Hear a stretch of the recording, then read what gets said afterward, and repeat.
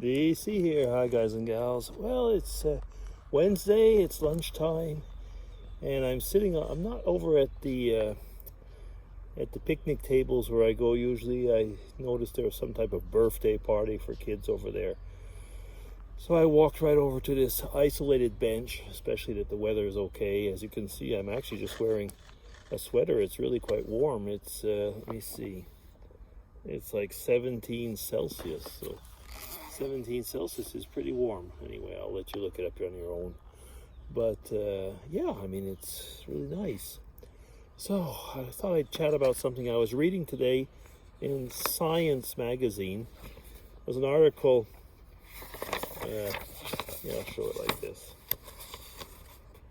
Okay. So it was like stinky feet or something sweet. Cultures around the world respond to smells in the same way.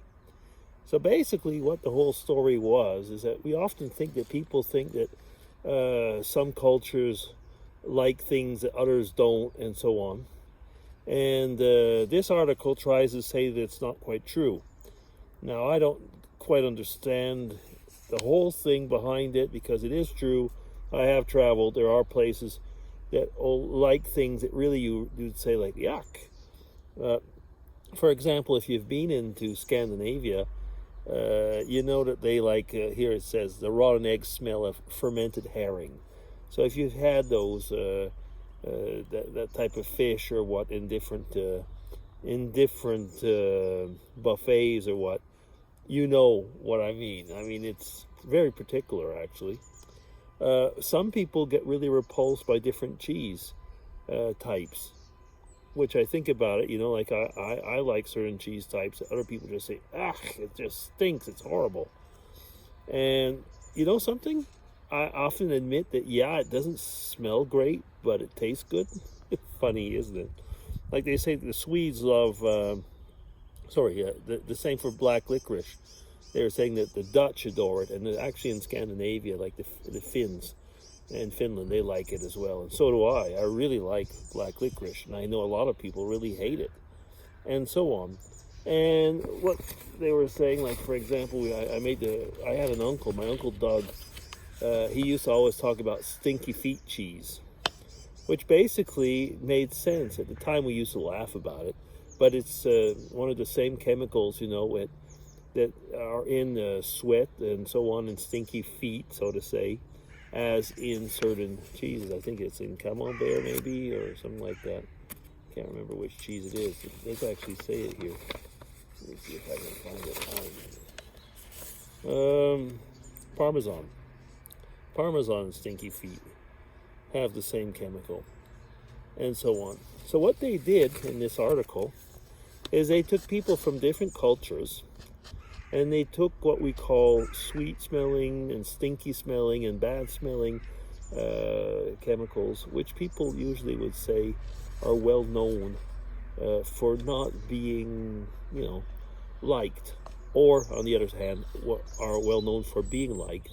And they would look, you know, and they were saying some people would, you know, they would use different words, but as they said, you know, the wrinkled nose or the facial expression showed that actually if you took the chemicals and out of the context, that the chemicals elicited the same response. So I guess the whole thing of the food, you know, and maybe the food, the cultural setting, and so on, you know, like you will accept that a smell might not be agreeable, but that the whole context, and I think what the article doesn't bring here actually is texture. Now there's one thing about smell, and they don't talk about this actually in the article, but there is one thing, is that you know how texture plays on, I mean, on your whole, the whole mouth feel, as they call it. I mean, fat will spread out into your, and fat dissolves good stuff, I mean, and you know, it'll basically, you know, spread out into your mouth. Or you're chewing on something, so there's texture. Pasta, for example, is a good example for that. And I'm not talking about the carbs, because carbs, you know, have other effects, of course. I mean, there's the whole comfort food thing, but we're not talking about that. It's like the smell of something. So the article is basically just saying that it doesn't matter where you come from. You mostly react to a chemical in the same way. So I actually would, if I was a reviewer, I'd been a reviewer on the article, but it's just basically a small article. It's not a scientific article as it is this one. But if I would have been a reviewer, I'd have probably said, if you take it into account, texture, because it does make a big difference. In the dairy industry, one of the things that I've had to do at times when I wanted to get involved into certain processes was tasting different things at different levels. So for example, if you're taking fats, like you take butter on its own, it's depending on the butter, actually it can be quite good, but if you start taking the individual ingredients of the butter, and I mean the different oils, some of them aren't really that great at all, you know. And so on. And if you've looked around at things like that, take vanilla. Vanilla is a spice that most people like, and so on. But so that, I mean, there's one chemical in there that most people like.